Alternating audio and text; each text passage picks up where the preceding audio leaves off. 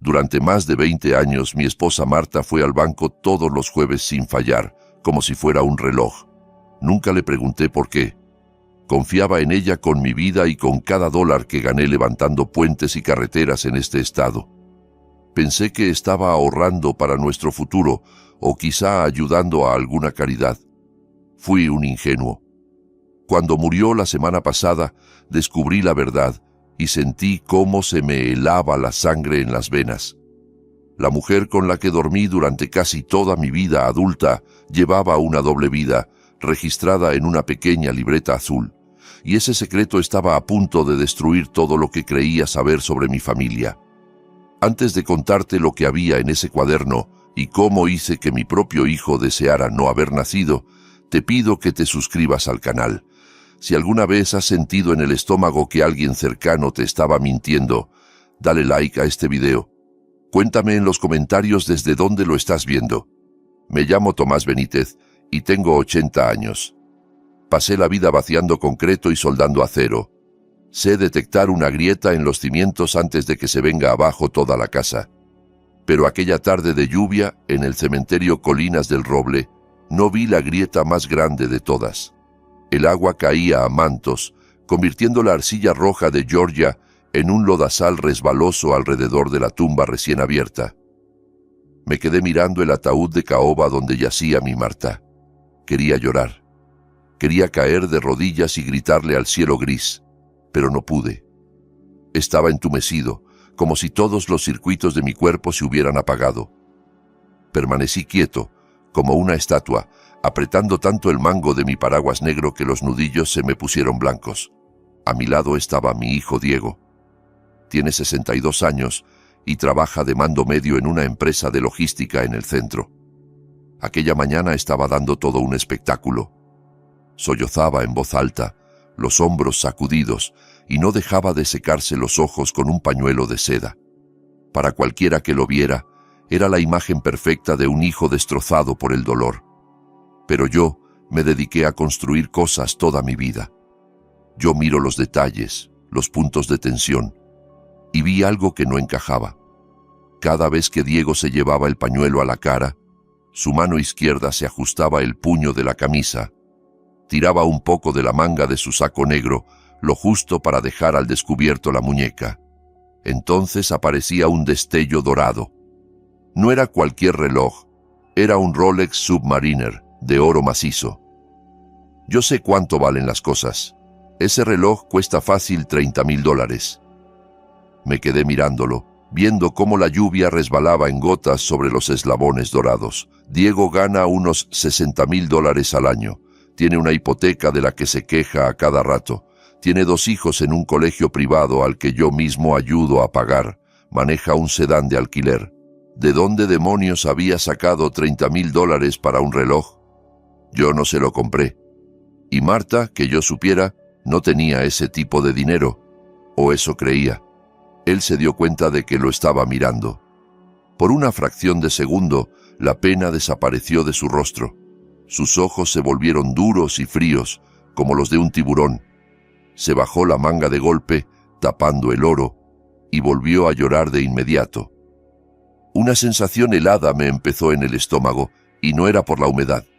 Era mi instinto diciéndome que los cimientos de mi familia estaban podridos. Volvimos a la casa para el responso. Esta casa la construí con mis propias manos hace 30 años. Pisos de roble macizo y chimenea de piedra. Se suponía que sería nuestro refugio. Ahora estaba llena de gente comiendo ensalada de patata y murmurando condolencias vacías. Yo me senté en mi sillón de siempre, en la esquina, observando. Mi hija Laura estaba en la cocina, haciendo el trabajo real, preparando café, sirviendo comida, asegurándose de que todos estuvieran atendidos. Se la veía agotada. Diego, en cambio, merodeaba. Lo veía caminar por el salón, mirando los cuadros de las paredes, el mobiliario, los adornos, como un tasador examinando un piso para subasta. Cuando por fin se fue el último invitado, Diego no se acercó a preguntarme cómo me sentía. No me puso la mano en el hombro. Caminó directo hacia mí y se sentó en el escabel frente a mi sillón. «Papá, tenemos que hablar de temas logísticos». dijo con una voz demasiado suave, demasiado pulida. Lo miré con cansancio. ¿Podemos no hacer esto hoy, Diego? Acabamos de enterrar a tu madre. Tenemos que ocuparnos de la parte administrativa, papá, insistió. Mira, sé que estás de duelo y no piensas con claridad. Necesito la llave del despacho de mamá. ¿Para qué?, pregunté con la voz áspera. Tengo que buscar pólizas de seguro, dijo Diego inclinándose hacia mí. Ya sabes que los funerales son caros, papá. Y las facturas del hospital por la quimio deben estar por las nubes. Quiero ayudarte a revisar las deudas para que podamos pagar la funeraria. Lo miré, y por primera vez en mi vida no vi a mi niño. Vi a un extraño codicioso. Me incorporé un poco. Dejó de hablar el padre y salió el ingeniero, el hombre que había lidiado con inspectores corruptos y subcontratistas flojos. Del funeral no te preocupes, Diego, dije, helado. Ayer firmé el cheque. Está pagado. Diego parpadeó, sorprendido. Ah, bueno, eso está bien. Pero las facturas médicas, papá, la hospitalización fue larga. Pueden ser cientos de miles de dólares. Tal vez tengamos que liquidar algunos activos o revisar sus cuentas para cubrirlo. Solté una carcajada seca, dura. ¿Liquidar activos? ¿Así lo llamas? Mira, Diego, escúchame bien, dije, mirándolo fijo. La semana pasada pagué la factura del hospital, $512,000. La pagué de mis ahorros. No tengo deudas. No tengo deudas desde 1985. La atención médica de tu madre la pagué yo, no el seguro. Yo. Así que no necesitas buscar nada. La cara de Diego se puso pálida. No sabía que yo tenía esa liquidez. Pensaba que yo era solo un viejito jubilado viviendo de la pensión. No sabía de las inversiones que hice en los años 90. Pero papá, balbuceó, intentando recomponerse. Puede haber otras cosas. Mamá podía tener deudas personales, o quizás dejó un testamento ahí dentro. Solo quiero ayudarte a ordenar todo. Llevas un reloj de $30,000, Diego, dije señalándole la muñeca. Él se sobresaltó y la cubrió con la otra mano. Es falso, papá. Una imitación. Lo compré en internet por $50, solo para verme profesional en el trabajo. Lo miré. Yo sé de oro. Conozco su peso, la forma en que atrapa la luz. Aquello no era ninguna imitación. Pero no insistí. Aún no. Vete a casa, Diego, dije. Vuelve con tu esposa. Déjame a mí el orden. Vaciló un instante. Miró hacia la puerta del despacho de Marta, al final del pasillo. Vi el hambre en sus ojos. No quería ayudar. Quería encontrar algo. Está bien, papá, dijo poniéndose de pie. Solo intentaba ser un buen hijo. Llámame si necesitas algo. Se marchó rápido. Laura me besó en la frente y se fue poco después, pidiéndome que la llamara si necesitaba compañía. Por fin me quedé solo. La casa estaba silenciosa, demasiado silenciosa. El silencio me zumbaba en los oídos. Me quedé allí sentado mucho rato, hasta que cayó la noche y las sombras llenaron las habitaciones. No podía dejar de pensar en la desesperación de Diego por entrar en aquel despacho. Marta era reservada. Siempre llevó las cuentas de la casa y manejaba una pequeña cuenta corriente para el súper y la peluquería. ¿Por qué Diego pensaría que había algo de valor ahí dentro, a menos que supiera algo que yo no sabía? Me levanté. Las rodillas crujieron. Caminé por el pasillo hasta el cuartito que Marta usaba como oficina. Estaba cerrado con llave. Siempre lo estaba, porque decía que no quería que los nietos le desordenaran los patrones de costura. Yo no tenía la llave. Diego me la había pedido, lo que significaba que él tampoco la tenía. Pero no me hacía falta. Yo había construido ese marco de puerta. Fui al garaje y cogí un trozo fino de alambre de alta resistencia. Me tomó 10 segundos forzar aquella cerradura sencilla. Entré. El cuarto olía a su lavanda y a papel viejo. Se me volvió a romper el corazón. La máquina de coser estaba cubierta en una esquina. El escritorio, ordenado e impecable. Empecé a revisar los cajones. Nada fuera de lo normal. Recibos de luz, listas de felicitaciones navideñas, cupones recortados del periódico del domingo. Marta era frugal. Era capaz de manejar 2 kilómetros más con tal de ahorrarse 10 centavos en un litro de leche. Por eso la idea de que tuviera deudas secretas me parecía ridícula. Revisé el archivador. Nada. Declaraciones de impuestos, escrituras de la casa. Me senté en su silla, sintiéndome un tonto. Tal vez Diego solo era un metiche. Tal vez yo era un viejo paranoico buscando pelea para distraerse del duelo. Eché una última ojeada al cuarto. Mis ojos se posaron en su viejo costurero, en la repisa. Era una cesta de mimbre que llevaba usando 40 años. Diego jamás miraría ahí. Para él, aquello era cosas de abuela. Pero yo sabía que Marta escondía allí sus chocolates, lejos de los nietos. Alcé la cesta, la bajé y abrí la tapa. Había carretes de hilo, agujas, un alfiletero y debajo de una capa de retales de tela, algo duro y rectangular. Lo saqué. Era un libro contable, un cuaderno azul de tapas duras, de esos que se compran en una papelería. Se veía viejo. El lomo estaba agrietado y desteñido. Lo abrí por la primera página. Arriba había una fecha, 14 de enero de 1984. La letra era la cursiva prolija de Marta. Jueves, Banco Primera Nacional. Retiro, $1000. Fruncí el ceño. $1000 en 1984 era mucho dinero. Era más de lo que yo ganaba en 2 semanas en aquel entonces. Pasé la página. 21 de enero de 1984. Jueves. Banco Primera Nacional. Retiro, $1000. Seguí pasando. Todas las semanas, todos los jueves, durante décadas. Hice el cálculo mental.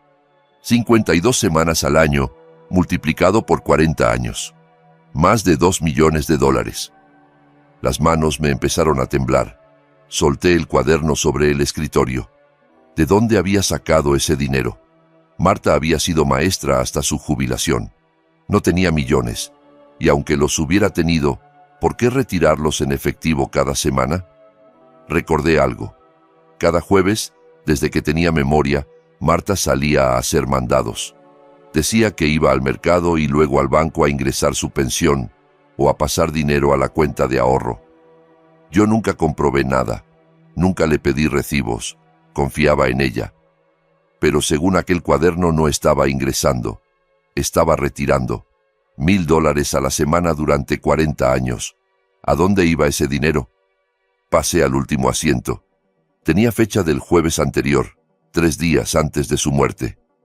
Aquella semana estaba tan débil que apenas podía caminar. Yo la llevé en coche al supermercado y esperé mientras ella entraba al banco de al lado. Se empeñó en entrar sola.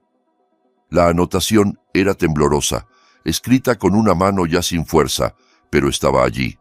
Jueves. Banco Primera Nacional. $1000. Y al lado, por primera vez en 40 años, había una nota, una sola palabra escrita en tinta roja. Hecho. Me quedé mirando esa palabra. Hecho. ¿Qué estaba hecho? Entonces recordé el reloj, el Rolex de oro en la muñeca de Diego, la forma en que lo escondió, la urgencia por entrar en ese despacho. El corazón me golpeaba las costillas. Ya no estaba solo de luto, estaba asustado. A la mañana siguiente me fui al Banco Primera Nacional. Era jueves, tal como marcaba el cuaderno. El sol brillaba, pero el aire cortaba a través de mi chaqueta de lona. Me quedé un momento dentro de la camioneta, mirando las puertas automáticas abrirse y cerrarse. Durante décadas, Marta había cruzado esas puertas todos los jueves. Intenté imaginármela caminando ahí dentro. ¿Iba nerviosa? Mirando por encima del hombro. ¿O entraba con la cabeza alta, como hacía con todo? Me di cuenta, con pesadumbre, de que no lo sabía. No conocía a la mujer que venía a este banco. Miré mi propia ropa. Mis pantalones de trabajo de siempre, gastados, manchados aún de aceite hidráulico del tractor, y unas botas viejas pero cómodas. Tengo trajes y dinero de sobra para ropa cara, pero soy constructor. Estoy cómodo con la ropa con la que levanté mi vida. No pensé en ello hasta que entré al vestíbulo. El banco Había cambiado desde que yo construí esa sucursal en el 98. Lo habían remodelado. Ahora era todo vidrio y acero pulido, frío, impersonal. Fui a la fila de cajas. Una chica joven estaba tras el mostrador. Su placa decía Jessica. Tendría unos 20 años, uñas perfectas y expresión aburrida. Cuando me tocó el turno, me miró de arriba a abajo. Sus ojos se detuvieron en el cuello gastado de mi chaqueta y en la suciedad bajo mis uñas. Vi el juicio instantáneo. Para ella yo era un viejito que venía a cobrar un cheque pequeño de seguridad social o a quejarse de una comisión de $5. ¿En qué puedo ayudarle, señor?, preguntó con tono educado pero distante, el que se usa con los niños o con alguien a quien quieres despachar rápido. Necesito ver los movimientos de la cuenta de mi esposa, dije. La voz me salió más áspera de lo que quería, carraspeé. Se llamaba Marta Benítez. Falleció la semana pasada. La chica ni siquiera tecleó nada. Solo me dedicó una sonrisa estrecha, de manual. Lo siento por su pérdida, señor, pero no puedo dar información de cuentas a nadie que no sea el titular. Es política de privacidad. Respiré hondo. Conozco la política, señorita, pero soy su esposo. Soy el albacea de su herencia. Traigo mi identificación. Empecé a sacar la cartera, pero ella me detuvo con la mano en alto. Señor, a menos que su nombre esté en la cuenta o tenga una orden judicial aquí mismo, no puedo ayudarle. Tendrá que pedir una cita con un ejecutivo la semana que viene. ¿La semana que viene?, repetí. El cuaderno azul me quemaba en el bolsillo. No puedo esperar a la semana que viene. No quiero retirar nada. Solo necesito ver el historial. Ella venía todos los jueves durante décadas. Alguien aquí la conoce. Jessica suspiró con fuerza. Señor, por favor baje la voz o tendré que llamar a seguridad. Tenemos cientos de clientes. No llevamos control de quién viene los jueves. Si no va a realizar una operación, le pido que deje pasar a los demás. Sentí la sangre subir a la cara. No era vergüenza, era rabia. Miré el vestíbulo, el techo, la gran puerta de la bóveda al fondo. Señalé hacia arriba con un dedo calloso. ¿Ve esas cerchas, señorita? Esas vigas de acero que sostienen el techo. Las soldé yo. Y esa bóveda de allí, la caja de hormigón armado, la vacié yo mismo. Yo construí este edificio cuando usted aún estaba en pañales, así que no me diga que me aparte. Llame a su directora. Llame a la señora Gálvez. Ahora. Los ojos de la chica se abrieron como platos. Iba a replicar, pero algo en mi cara la detuvo. Pulsó un botón bajo el mostrador y desapareció hacia las oficinas del fondo. Un momento después, se abrió una puerta y salió la directora. La señora Gálvez era una mujer de unos 60, elegante y aguda. Nos conocíamos desde hacía 20 años. Miró a la cajera, luego me miró a mí. Su rostro se suavizó al instante. Señor Benítez, dijo, acercándose con la mano extendida. Supe lo de Marta. Lo siento de verdad. Ignoró mi ropa de trabajo. Me dio la mano con firmeza. Gracias, señora Gálvez, respondí. Necesito su ayuda. Su cajera dice que necesito una orden judicial para saber qué hacía mi esposa aquí durante décadas. La directora miró a la joven Jessica, que se encogió contra la pared. Está bien, Jessica. El señor Benítez es cliente histórico. Yo me encargo. Me condujo a su despacho. Dentro se estaba en silencio. Las paredes, llenas de diplomas y fotos familiares. Me indicó un sillón de cuero. Cerró la puerta y se sentó al otro lado del escritorio. Se la veía cansada, con una duda en los gestos que no recordaba. Tomás, dijo, usando mi nombre. Imaginé que terminarías viniendo. Vi el obituario en el periódico. Marta era una mujer maravillosa. Asentí, tragando el nudo de la garganta. Lo era, señora Gálvez. Encontré un libro, un cuaderno. Marta llevaba un registro. Venía aquí cada semana, cada jueves. El cuaderno dice que depositaba o movía $1000 cada vez. El rostro de la directora se volvió inescrutable, se ajustó las gafas. Necesito saber cuánto hay en esa cuenta, dije. Necesito saber por qué lo ahorraba. ¿Era para los nietos?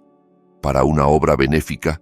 Diego cree que tenía deudas, pero sé que no es verdad.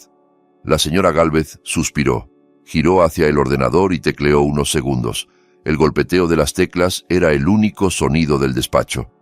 «Tomás», dijo al fin, en voz baja, «Marta no tenía aquí una cuenta conjunta contigo.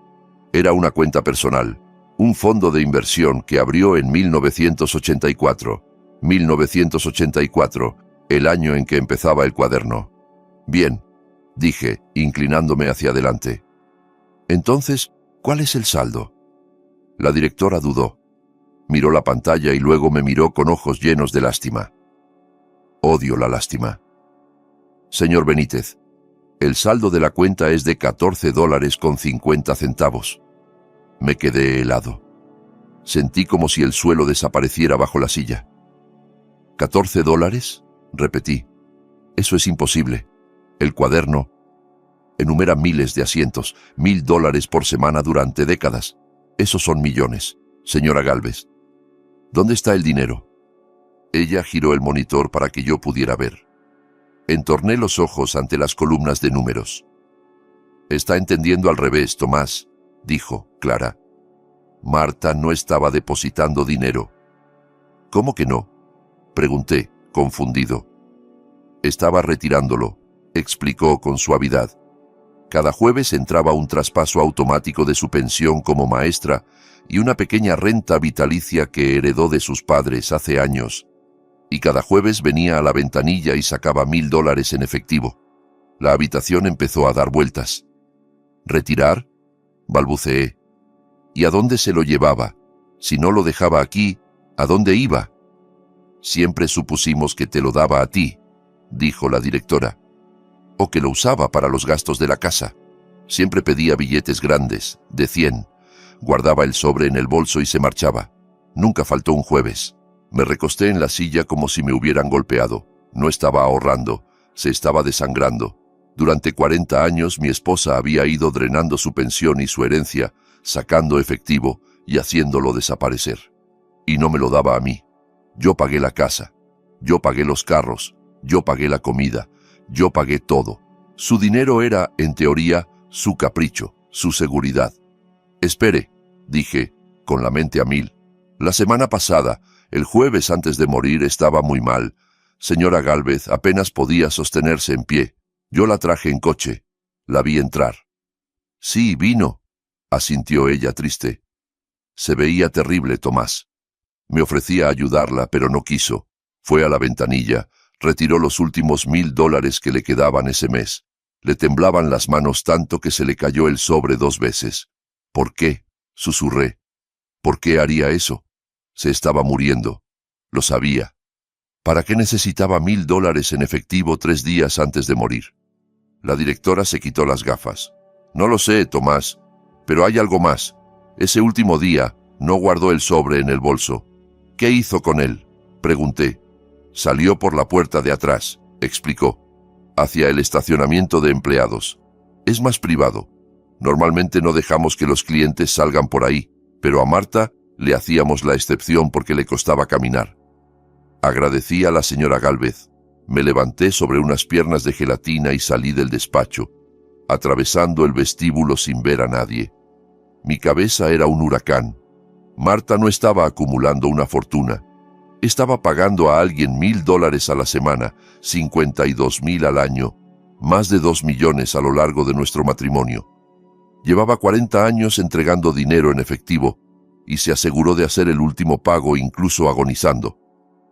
¿Quién tenía ese poder sobre mi esposa? ¿Quién podía lograr que una mujer moribunda se arrastrara al banco para entregar un sobre? Fui hasta la camioneta. Había vuelto a empezar la lluvia. Me senté al volante y me quedé mirando fijamente. Pensé en el cuaderno azul. Pensé en la palabra en tinta roja. Hecho. Fuera la deuda que fuera, fuera el chantaje que fuera, se terminaba con su muerte.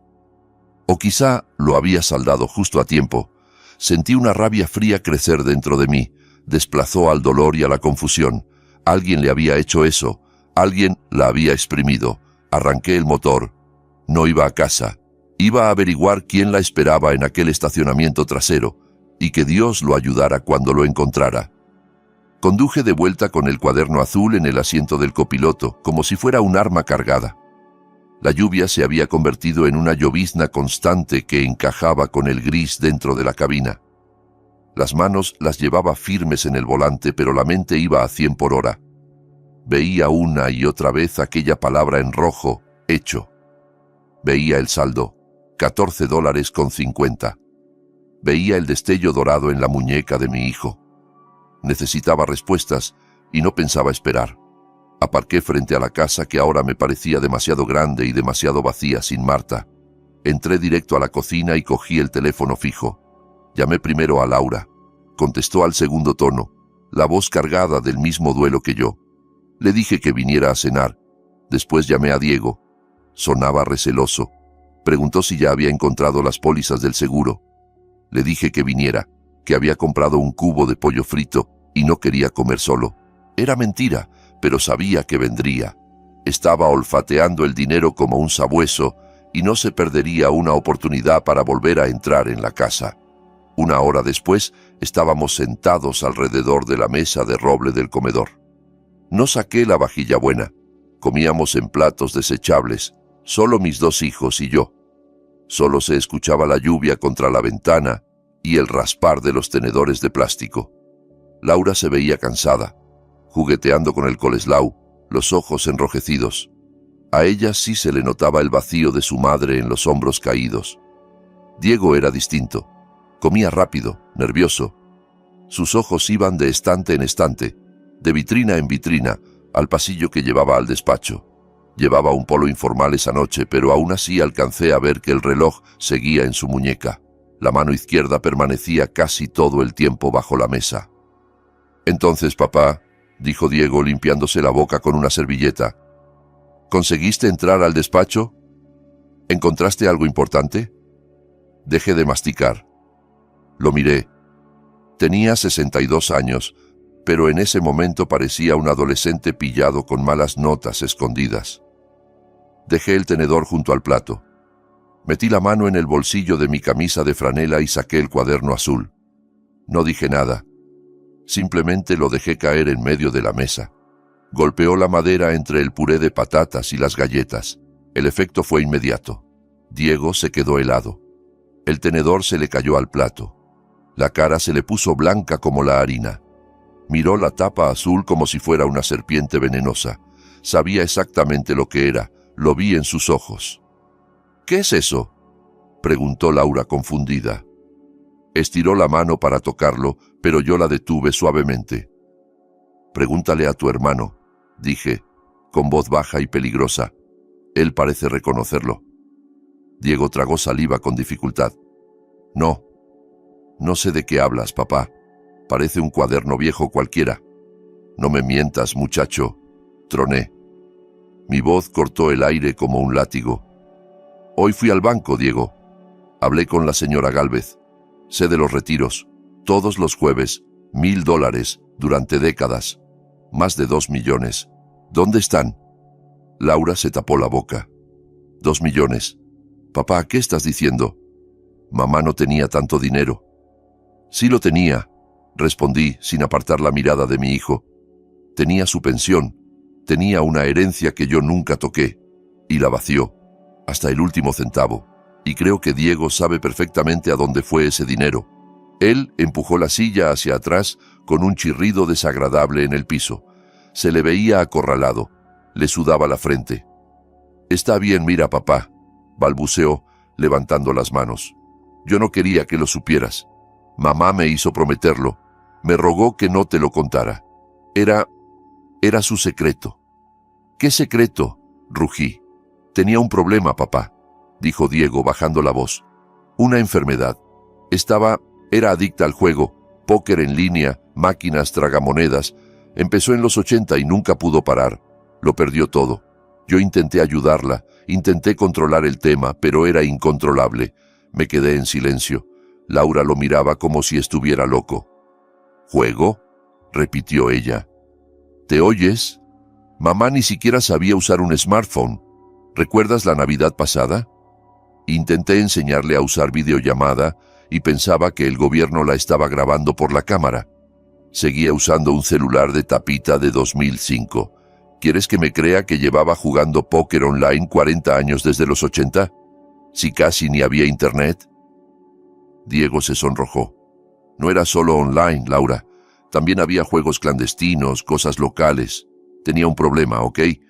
Ustedes no la conocían como yo. Me lo confesó a mí. Me recosté en la silla, mirando mis manos curtidas por 50 años de trabajo. Recordé a Marta sentada en esa misma mesa recortando cupones del periódico. Recordé verla caminar 2 kilómetros al súper porque decía que la gasolina estaba demasiado cara para un viaje tan corto. Recordé cómo remendaba mis calcetines porque se negaba a comprar nuevos hasta que los viejos fueran agujeros.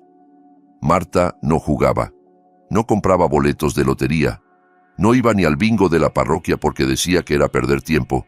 Mi hijo me estaba mintiendo a la cara y además con una mentira floja. Pero no grité. No crucé la mesa para sacudirlo hasta que se le cayeran los dientes, aunque era lo que me pedía el cuerpo. Tenía que ser más listo. Si lo acorralaba entonces, contrataría abogados, escondería el dinero, desaparecería. Necesitaba pillarlo con las manos en la masa. Así que dejé caer los hombros, deformé el rostro en una máscara de viejo derrotado, me froté los ojos. ¿Juego? Susurré, como si me costara pronunciarlo. Mi Marta. No puedo creerlo. Es la verdad, papá, se apresuró Diego aprovechando la rendija. Estaba enferma, pero ya se acabó. El dinero se fue. No hay nada que podamos hacer. Solo tenemos que seguir adelante, proteger su memoria. Solté un suspiro largo, tembloroso. Supongo que tienes razón, hijo. Si se lo gastó, se lo gastó. Estoy tan cansado. Deberías descansar, papá, dijo Diego, levantándose. Se le veía aliviado. La tensión se le escurría del cuerpo. Pensaba que había ganado, que yo era un viejo senil al que podía contarle cualquier cosa. Nos vamos, te dejamos dormir. Laura me miró preocupada. ¿Seguro, papá? Esto no tiene ningún sentido. Está bien, hija, le dije, dándole una palmadita. Tu hermano tiene razón, no podemos cambiar el pasado. Vete a casa, bésame a esos niños. Los acompañé a la puerta. Diego prácticamente corrió hacia el coche. No miró atrás. Laura me abrazó fuerte y prometió venir al día siguiente. Me quedé en el umbral, viendo cómo sus luces traseras desaparecían en la carretera oscura. Esperé a que el silencio de la noche volviera a sentarse. Entonces me enderecé. El cansancio se esfumó. El dolor lo empujé a un rincón oscuro de mi interior. Volví a la cocina y recogí el teléfono. No marqué a un asesor financiero ni a la policía. Marqué un número que no usaba hacía 5 años, pero que aún sabía de memoria. Sonó 4 veces, hasta que contestó una voz cascada. Sí. Pedro, soy Tom Benítez. Hubo una pausa. Oí el chasquido de un encendedor y una calada profunda. Tomás, supe lo de Marta. Lo siento, era una santa. Lo era, Pedro, respondí. Mira, necesito un favor, uno grande, y lo necesito hoy. Estoy retirado, Tomás, lo sabes. Las rodillas no me dan, bebo demasiado. Lo sé, dije, pero esto es de familia, y tiene que ver con la sucursal del banco que yo construí en el centro, el Primera Nacional. Oí cómo soltaba el humo. ¿Qué necesitas? Las cintas de seguridad, dije. Concretamente, la cámara exterior trasera que apunta al estacionamiento de empleados, todos los jueves del último mes, pero sobre todo la del jueves pasado. Eso es mucho pedir, Tomás. Los bancos no sueltan eso tan fácil. Lo sé, dije. Pero tú instalaste el sistema hace 3 años, como contratista, ¿no? Todavía tienes los códigos maestros. Te jactaste de eso en la partida de póker. Pedro soltó una risita seca. Tienes buena memoria para tu edad. ¿Para qué la quieres? Creo que alguien estaba robando a mi esposa, respondí con la voz volviéndose hielo. Creo que alguien la estuvo sangrando 40 años. Y creo que sé quién es. Hubo silencio. Está bien, Tomás. Ven a mi casa en 20 minutos. Trae una buena botella de whisky. colgué. Fui al mueble del salón y saqué la botella de single malt que guardaba para nuestro 50 aniversario. Ya no la necesitaría para celebrar nada. Cogí las llaves y el cuaderno azul. Se había terminado el papel del viudo desconsolado. Aquella noche iba a ser el hombre que construía puentes y derribaba obstáculos. Diego pensó que podía esconderse detrás de la palabra juego. Pensó que podía ensuciar el nombre de su madre para tapar su propia avaricia. Iba a aprender que no se roba a un hombre que sabe echar concreto encima de un problema. La lluvia golpeaba el techo metálico de la camioneta como 1000 martillazos cuando salí rumbo a las afueras.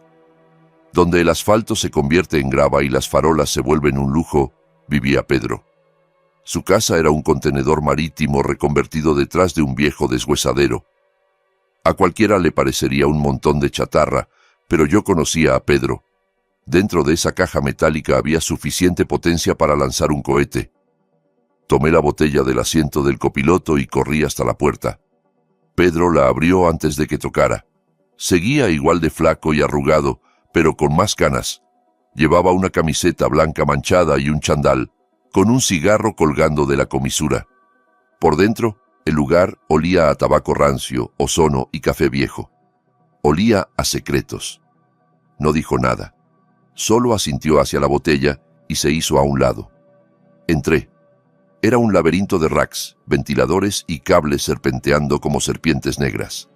En el centro, un escritorio con 3 monitores enormes iluminando la penumbra. Me senté en una silla metálica plegable que se quejó bajo mi peso. Pedro descorchó el whisky, dio un trago largo de la botella y me la pasó. Bebí. Me ardió hasta el estómago, calentando el nudo que llevaba dentro. «Bien, Tomás», dijo Pedro, colocándose al teclado. «Aún tengo acceso de administrador. Nunca cambiaron las contraseñas. La pereza es la mejor amiga y el peor enemigo de la seguridad». Las pantallas parpadearon. El código corría como una cascada. De pronto apareció una imagen granulada en blanco y negro. Reconocí el ángulo al instante. La cámara trasera del banco, enfocando el estacionamiento de empleados y la rampa de carga. «Vamos un mes atrás», dijo Pedro, «para ver el patrón». Marcó una fecha de jueves. Me incliné hacia adelante. A las 10:15 la puerta trasera se abrió. Se me cortó la respiración. Era Marta. Incluso en aquella imagen borrosa reconocía su caminar. Llevaba su abrigo de invierno y su bolso de siempre. Salió al frío, mirando nerviosa a ambos lados. No caminaba hacia ningún coche. Iba hacia la esquina más oscura del aparcamiento, donde la sombra del edificio de al lado era más densa.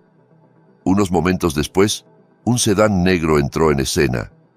Se movía despacio, como un tiburón en agua poco profunda. Las lunas iban tan polarizadas que parecían tinta. No había matrícula delantera y la trasera estaba cubierta de barro o cinta. El coche se detuvo. Marta se acercó a la ventanilla del copiloto. El cristal bajó apenas una rendija. Marta sacó del bolso un sobre blanco grueso. Lo deslizó por la rendija. La ventanilla subió enseguida. El coche no se quedó ni medio segundo. No esperó. No arrancó despacio. Giró y salió del plano. Mis manos apretaron las rodillas hasta que el reuma protestó. Ella se quedó sola, pequeña, en medio del humo de escape. «Pon la semana siguiente», pedí. Pedro adelantó 7 días. Misma hora, mismo ritual. Marta sale, el sedán aparece, entrega el sobre, el coche se va. No había conversación, ni abrazo, ni saludo. No era un familiar ayudando, era una extorsión. «Ve al jueves pasado», susurré, «el de antes de que muriera». Pedro dudó.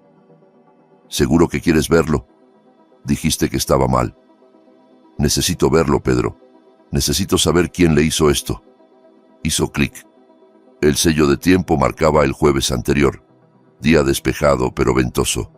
La puerta trasera se abrió lentamente. Tardó en abrirse. Después apareció Marta. Solté un sonido mitad sollozo, mitad gruñido. Se veía terrible. Llevaba un pañuelo en la cabeza, ocultando la caída del cabello por la quimio. El abrigo le colgaba como 2 tallas más grande. Tropezó al cruzar el umbral y tuvo que apoyarse en la pared de ladrillo. Se quedó ahí, jadeando, reuniendo fuerzas. No debería haber salido de la cama, debería haber estado bajo una manta, con mi mano en la suya. Pero estaba en un estacionamiento frío pagando una deuda que no le correspondía. El sedán negro apareció de nuevo, el mismo coche.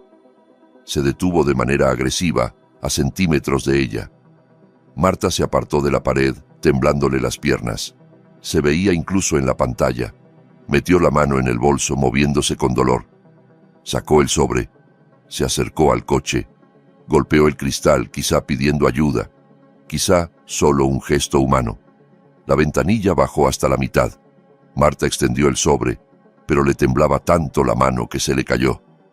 El sobre blanco cayó al pavimento húmedo. Ella se agachó a recogerlo. Verla doblarse fue una tortura. Estaba tan frágil que creí que se rompería. Por fin lo recogió y se incorporó. Lo ofreció de nuevo. Y entonces lo vi. Una mano salió del coche. No se estiró a tomar el dinero con delicadeza. Lo arrancó. Agarró el sobre y un pedazo de la manga de Marta, tirando de ella hacia adelante. Ella perdió el equilibrio, golpeó con el hombro el espejo lateral y cayó de rodillas al asfalto. La mano no volvió a salir. La puerta no se abrió. El conductor no se inclinó a ver si estaba bien. La ventanilla subió y el coche salió derrapando, salpicando agua sucia sobre mi esposa agonizante. Marta se quedó de rodillas mucho rato. Luego, despacio, usando la pared, se puso en pie. Se sacudió el abrigo y volvió cojeando hacia la entrada principal del banco, donde yo la esperaba en el coche, completamente ajeno. Yo temblaba, pero no de frío. Era una rabia blanca, pura, como plomo fundido en las venas. Quería matar al conductor, quería arrancar ese coche a pedazos. «Detén la imagen», ordené. «Vuelve atrás. Cuando sale la mano, congélala ahí». Pedro pulsó una tecla. La imagen se congeló con la mano borrosa en movimiento. «Límpiala», dije. «Enfócala. Necesito ver ese brazo». Pedro empezó a ajustar filtros, contraste, luz, nitidez. La imagen se fue aclarando. Era un brazo de hombre, con una manga oscura, quizá de polo o suéter. Pero lo que me atrajo la vista fue la muñeca. Había un brillo metálico. «Amplía», pedí. Los píxeles crecieron y la forma difusa se volvió nítida. Era un reloj grande de oro. Yo conocía ese reloj. Conocía cada eslabón, cada curva. Lo había contemplado bajo la lluvia en el cementerio. Un Rolex Submariner dorado. Miré la mano de nuevo. En el dedo anular brillaba un sello de oro con piedra negra, un anillo pesado de ónix. Ese anillo se lo regalé yo a Diego cuando se graduó de la universidad. Había sido de mi padre. Ya no quedaban dudas. No había lugar para la negación ni para la esperanza de un padre. El hombre del coche, el hombre que vio a su madre caer de rodillas y se largó, el hombre que la había ido desangrando durante años, era mi hijo Diego, mi propia sangre. Pedro vio el reconocimiento en mi cara, vio la devastación. Llenó un vaso mugriento con un buen chorro de whisky y me lo dio. «¿Lo conoces, verdad, Tomás?», preguntó en voz baja. Cogí el vaso. La mano ya no me temblaba. La sacudida había dado paso a la firmeza de un hombre que tiene trabajo por hacer. «Sí», dije, «lo conozco». «¿Puedes imprimir eso?», señalé la pantalla. «Una copia en alta resolución de esa muñeca y ese reloj». «Hecho», dijo Pedro. Imprimió la imagen. La doblé con cuidado y la guardé en el bolsillo junto al cuaderno azul. Me levanté sintiendo el peso del mundo sobre los hombros, pero también una nueva fuerza. «Gracias, Pedro. Te debo una». «No me debes nada», refunfuñó mirando la pantalla con asco. «Solo lo que vayas a hacer que duela». «Va a doler», dije, «más que nada en su vida». Salí al frío de la noche. La lluvia había parado, pero el aire cortaba. Volví a la camioneta y encendí el motor. No iba a enfrentar a Diego todavía. Negaría todo. Diría que prestó el coche, que le robaron el reloj. Inventaría otra historia, como la del juego. No, antes necesitaba saber por qué. El cuaderno empezaba en 1984.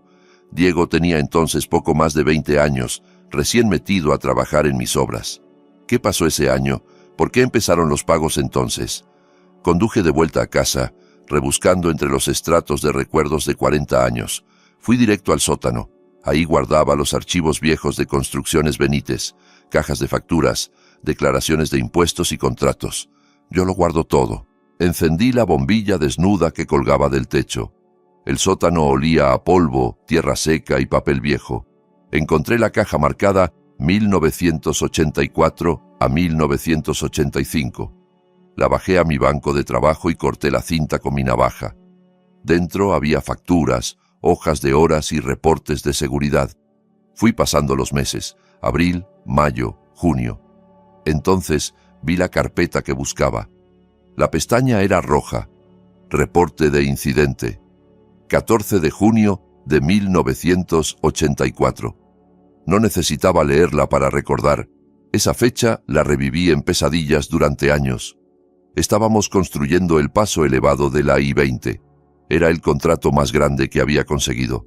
Un trabajo que debía ponernos en el mapa. En cambio, casi nos hunde. Recuerdo el sonido primero. El chirrido del metal al desgarrarse, luego los gritos, luego el estruendo sordo del andamio cayendo. Un joven llamado Miguel estaba allá arriba. Cayó 10 metros. Sobrevivió, pero nunca más volvió a caminar. La investigación fue brutal. Los inspectores de seguridad se nos echaron encima. Encontraron que faltaba un perno de seguridad en el mecanismo principal. Hablaron de negligencia. Las primas del seguro se dispararon. Perdí 3 contratos. Estuvimos al borde de la quiebra. Pasé 5 años trabajando 18 horas al día solo para mantener las luces encendidas. Siempre me pregunté cómo se había salido ese perno. Esos pernos son de acero, no se caen. Cerré la carpeta. Esa era la versión oficial. Pero si el cuaderno empezaba en 1984, tenía que haber algo más. Volví la vista al resto del sótano. En un rincón, bajo una lona, había un baúl de cedro que Marta había traído de casa de su madre. Ahí guardaba cosas demasiado valiosas para tirar y demasiado dolorosas para mirar. Ropa de bebé, fotos de familiares que se fueron jóvenes. Quité la lona. El olor a cedro apenas se notaba entre el moho. Abrí el baúl. Había colchas y álbumes de fotos. Hurgando, mi mano tocó cuero. Era la vieja Biblia de familia, la grande, con el lomo agrietado y las letras doradas casi borradas. Marta leía la Biblia todas las noches, pero usaba una edición pequeña que tenía en la mesilla. Esta la tenía guardada. La saqué. Pesaba. Me senté en un banquito y la abrí sobre las rodillas. Pasé las páginas finas. Génesis, Éxodo, Salmos, hasta que lo encontré. Entre las páginas del libro de Job había un sobre. No era nada especial, papel barato amarillento por los años. Estaba cerrado y en el frente, en una letra que no reconocí, ponía un solo nombre. Marta. Rompí el sello con el pulgar. El papel se rasgó de forma áspera. Dentro había una hoja de cuaderno, doblada. La tinta estaba descolorida, casi marrón, pero se leía. No estaba escrita en cursiva, sino en letras mayúsculas, grandes y agresivas. Señora Benítez, vi lo que pasó en la obra. Estuve allí tarde. Vi a su hijo, Diego. Estaba borracho. Estaba jugando en la cabina de la retroexcavadora. No sabía lo que hacía. Golpeó el soporte del andamio. Tiró el perno. Se rió y se fue corriendo. Lo vi. Vi cómo tiró a ese hombre. Si no quiere que su hijo se pudra en la cárcel por intento de asesinato, y si no quiere que su esposo pierda la empresa y se arruine, pagará $1000 en efectivo cada jueves para siempre. Si falla un pago, voy a la policía, voy a la prensa. Destruyo el nombre Benítez. No le diga nada a Tomás. Si él lo sabe, yo también lo sabré. No había firma. Me quedé mirando la carta. Las palabras se emborronaban. Diego. Mi hijo había causado el accidente. Mi hijo había dejado paralizado a un hombre. Cerré los ojos intentando reconstruir 1984. Diego tenía 22 años, salía mucho, bebía, llegaba tarde. Recordé la noche del accidente. Entró en casa pálido, temblando. Dijo que tenía gripe. Estuvo 3 días encerrado en su cuarto. Yo pensé que estaba enfermo. Marta lo cuidó, le llevó sopa. Pero ella sabía. A los pocos días debió llegarle esa carta. Supo que su hijo era el responsable de destrozar la vida de un hombre y de casi hundir mi empresa. Y, en vez de decírmelo, en vez de obligarlo a enfrentar las consecuencias, lo protegió. Hizo un trato con el diablo. $1000 a la semana. 40 años. Pagó el chantaje para salvarme de la ruina y a Diego de la cárcel. Cargó ella sola con ese peso. Pero había algo que no cuadraba. Soy ingeniero. Hablo el idioma de las cargas y la resistencia. Volví a leer la carta. Golpeó el soporte del andamio. Tiró el perno. Fruncí el ceño. Fui a la mesa y abrí el reporte del accidente. Saqué los planos del andamio que usábamos en 1984. El mecanismo de bloqueo era de gravedad. El perno estaba en la cara interna del montante, orientado hacia el pilar de concreto. Si una máquina golpeaba el andamio desde fuera, doblaría la estructura, abollaría las patas. No sacaría un perno hacia adentro. Para quitar ese perno había que ponerse frente a él, levantar la pestaña de seguridad y deslizarlo. No lo hace una máquina por accidente, no lo hace un muchacho borracho desde una cabina. Alguien había mentido. La carta decía, lo vi golpear el andamio. Pero la física decía otra cosa. Quien escribió eso sabía que Diego estaba borracho y en la obra, pero no sabía de andamios. Aprovechó la coincidencia para culpabilizarlo. ¿Pero quién? ¿Quién sabía que Diego estaba allí y al mismo tiempo ignoraba los detalles técnicos? ¿Quién nos odiaba lo suficiente como para sangrarnos 40 años? Miré la letra otra vez. Esas mayúsculas torpes me resultaban familiares.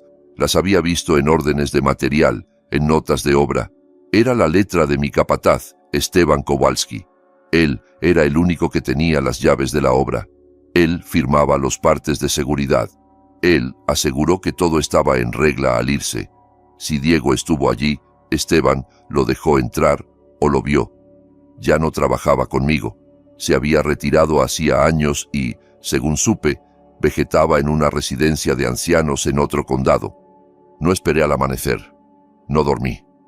Subí, cogí la carta, el cuaderno y las llaves. Conduje 4 horas por carreteras secundarias hasta la residencia Los Pinos, un edificio bajo de ladrillo rodeado por una malla metálica y césped descuidado. Dentro olía a cloro, col hervida y resignación. Firmé en recepción. La enfermera ni levantó la vista del móvil mientras señalaba hacia el fondo. Lo encontré en una silla de ruedas junto a una ventana que daba a un muro de ladrillo. El capataz fuerte que gritaba órdenes sobre el ruido de las máquinas se había encogido hasta convertirse en un esqueleto envuelto en una rebeca manchada. Tenía la boca entreabierta y la mirada perdida. «Esteban», dije, poniéndome frente a él. No se movió. No sabía si me oía. «Stan, soy Tomás Benítez». Sus ojos parpadearon. Giró la cabeza con lentitud. La memoria tardó en atravesar la niebla de pastillas y años. Luego, sus ojos se abrieron un poco. «Benítez», raspó su voz. «Estás viejo». «Todos lo estamos, Stan». Arrastré una silla de plástico y me senté frente a él. No había tiempo que perder. No sabía cuánto lucidez le quedaba. «Necesito preguntarte por el 84, la I-20, el derrumbe». Parpadeó. «Hace mucho de eso. Malacero». «Sí, fue Malacero», dije. «Pero no es lo que le contaste a mi esposa». Saqué la carta amarillenta del bolsillo. La desdoblé ante su cara. Sus ojos se clavaron en aquella letra mayúscula. Vi algo. Miedo. Y detrás, una chispa del viejo Esteban. «Yo no escribí eso», murmuró, apartando la vista. «No me mientas, Stan», respondí duro. «Conozco tu letra. La he visto durante 20 años. Tú escribiste esto. Le dijiste a Marta que Diego causó el accidente. Le dijiste que lo viste sacar el perno. La estuviste exprimiendo con $1000 a la semana 40 años. Empezó a negar con la cabeza, apretando los reposabrazos. «No sé de qué hablas. Soy un viejo. Déjame en paz». Nos robaste, Stan. Robaste a mi familia. Me viste romperme la espalda para pagar primas de seguro mientras tú, según la carta, recibías un sobre cada jueves. Guardó silencio, la mandíbula tensa. Jugaba a ser senil. Me incliné, sintiendo el olor a café rancio. Tengo los registros del banco, Stan. Tengo los videos. Y abogados dispuestos a sacudir este sitio para encontrar dónde escondiste el dinero. Pero ahora mismo el dinero me da igual. Quiero la verdad. ¿Por qué lo hiciste? ¿Por qué le hiciste eso a Marta? Se echó a reír. Un sonido húmedo, feo. ¿Crees que me hice rico, Benítez? Mírame. Mira este lugar. ¿Te parezco millonario? Entonces, ¿dónde está? Pregunté. ¿Dónde está el dinero? Levantó la cabeza. De pronto sus ojos estaban claros, afilados. Me escaneó, como cuando evaluaba una carga. No me lo dieron a mí, Tomás, dijo. Me dieron $500 una vez por escribir la carta. Me quedé helado. ¿Qué? Yo era el capataz, siguió. Tenía las llaves de la obra, pero no se me ocurrió la idea. Solo escribí lo que me dijeron. ¿Quién? Pregunté con la garganta seca. Sonrió torcido. El chico, Tomás, tu Diego. El mundo se inclinó. ¿Diego? Vino a mi caseta la noche del accidente, dijo. Hecho polvo, llorando, temblando. Debía dinero, Tomás, mucho. De juego, carreras. Había pedido a gente mala en Atlanta y se lo iban a cobrar a golpes. Necesitaba una salida. Sabía del accidente. Sabía que tú estabas distraído. Vino, me suplicó. Me pidió ayuda. Me dijo que tú nunca le darías ese dinero porque eras demasiado estricto. Dijo que su madre era blanda, que pagaría cualquier cosa por protegerlo. Me dictó palabra por palabra lo que debía escribir. Me dio $500 por mandar la carta. Dijo que lo demás ya lo arreglaba él. Me tragué el vacío.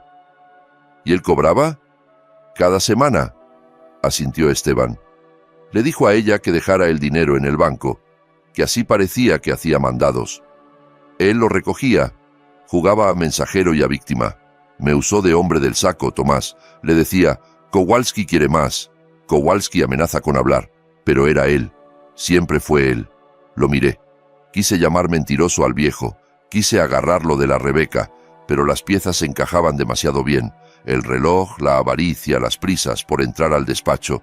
Diego no solo había robado a su madre, la había torturado psicológicamente. Le hizo creer que su hijo era un criminal. La obligó a pagar por esa culpa durante 40 años. Usó su amor como arma y la dejó morir creyéndolo. Esteban me observaba, casi aliviado por soltarlo. Es mala sangre, Tomás, dijo. Yo acepté los 500 porque los necesitaba.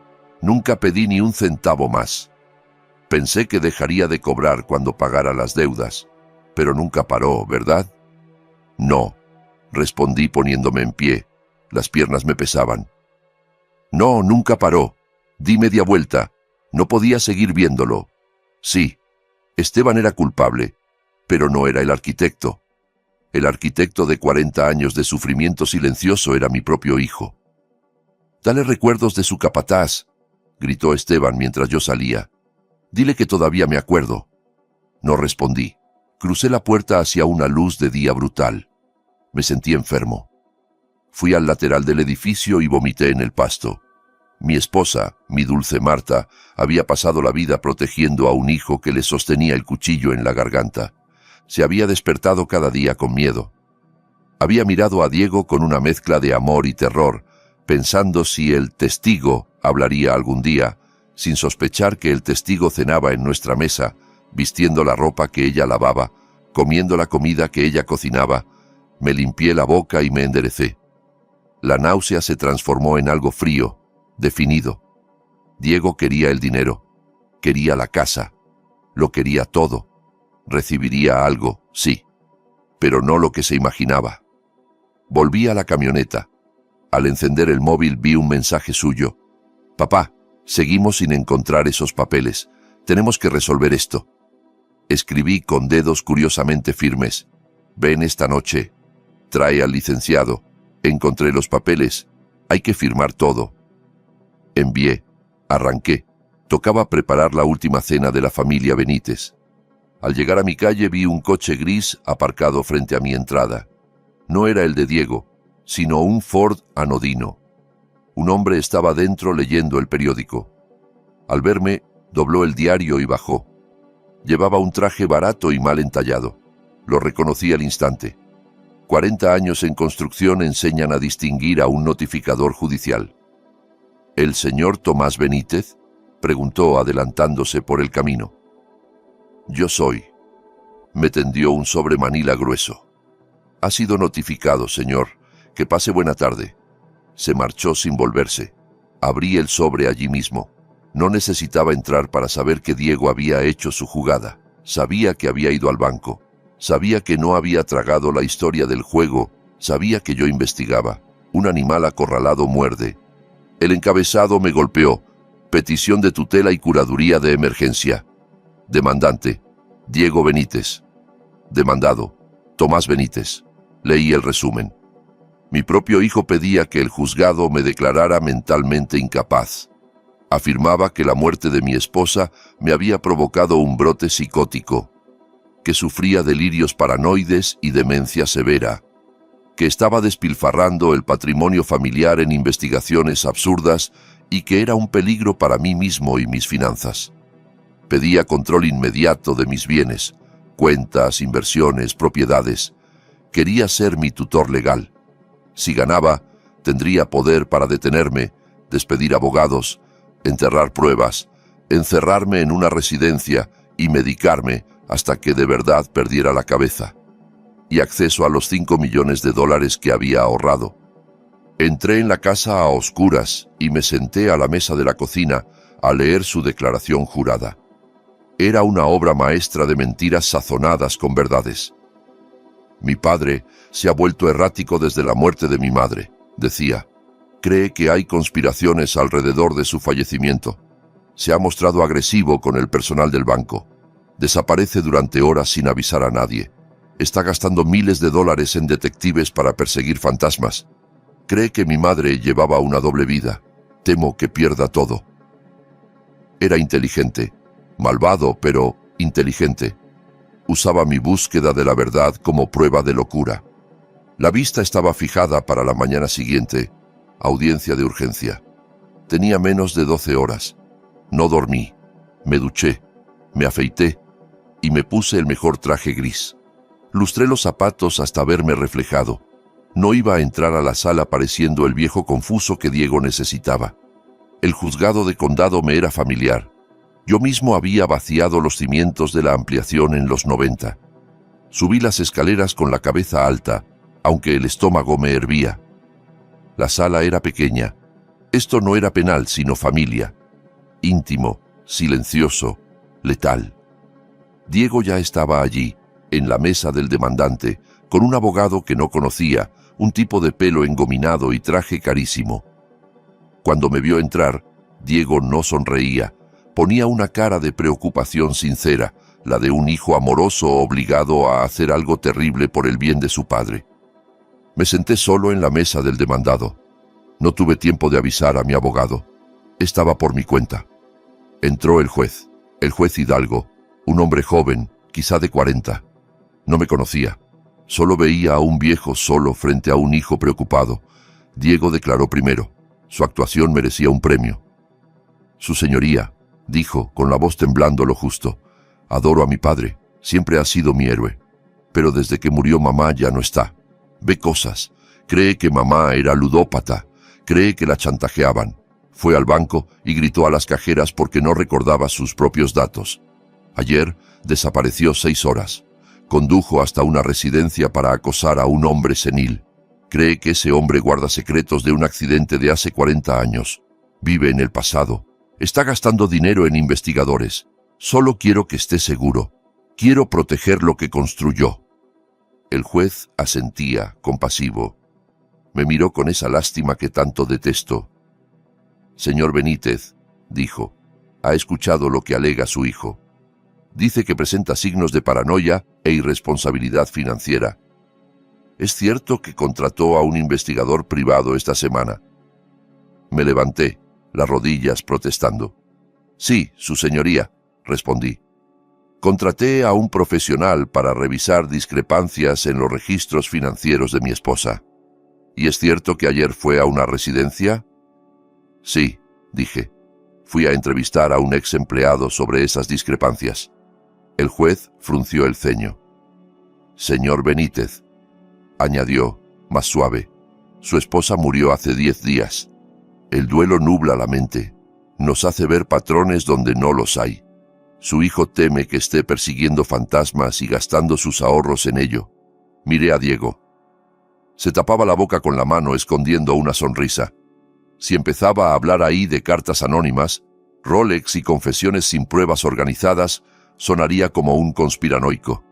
Necesitaba tiempo, entrar a su casa, encontrar el dinero robado, pruebas irrefutables.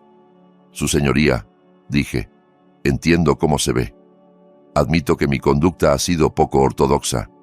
Perder a Marta ha sido duro. Diego asintió con fuerza, alentando al juez a ver mi admisión como debilidad. Pero no soy incompetente, no soy senil. Construí la mitad de los puentes de este condado. Sé cuadrar un balance mejor que cualquiera aquí. No le pido que desestime la petición sin más. Le pido debido proceso. Le pido un aplazamiento. ¿Para qué?, preguntó el juez. Deme 3 días, dije. 72 horas. Sométame a una evaluación psicológica independiente del perito que usted elija. Le entregaré mis estados de cuenta para demostrar que mi gasto es razonable. Tengo $5 millones ahorrados, su señoría. Gastar unos cientos en un detective no es arruinarme. El abogado de Diego se inclinó hacia él. No les convenía que yo ganara tiempo. Su señoría, intervino. Creemos que hay riesgo inmediato para el patrimonio. 3 días pueden significar miles de dólares menos. El juez me volvió a mirar, mis manos firmes, mis ojos claros. Voy a conceder el aplazamiento, dijo. No podemos quitarle a un hombre sus derechos sin escuchar a un médico. La audiencia será el viernes a las 9. Diego puso cara de haber mordido un limón. Sin embargo, añadió el juez, para proteger el patrimonio decreto un congelamiento temporal de los activos principales. Hasta el viernes no podrá retirar más de $100 de ninguna cuenta, señor Benítez. Sus tarjetas quedarán suspendidas. Mantenemos el statu quo. Asentí. Era una trampa, pero una trampa con la que podía trabajar. No necesitaba dinero para lo que venía. Necesitaba mis manos. Entendido, su señoría. A la salida, Diego se me acercó por el pasillo. Se inclinó borrando el gesto de hijo preocupado, sustituyéndolo por un susurro venenoso. Solo estás retrasando lo inevitable, viejo, escupió. Voy a ganar, y cuando gane, te mandaré al asilo más barato que encuentre. Te encerraré en un cuarto sin ventanas y te dejaré pudrirte como tú dejaste pudrirse a mamá. Lo miré. No pestañeé. Tienes 3 días, Diego, dije. Disfrútalos, porque cuando llegue el viernes no te preocupará mi patrimonio, sino tu libertad. Salí al sol. Tenía 72 horas, cuentas congeladas y $100 en el bolsillo. Pero tenía algo que Diego no. Las llaves de la casa que le había construido 10 años atrás, y sabía perfectamente dónde escondería sus secretos, porque sé que es demasiado perezoso para ser original.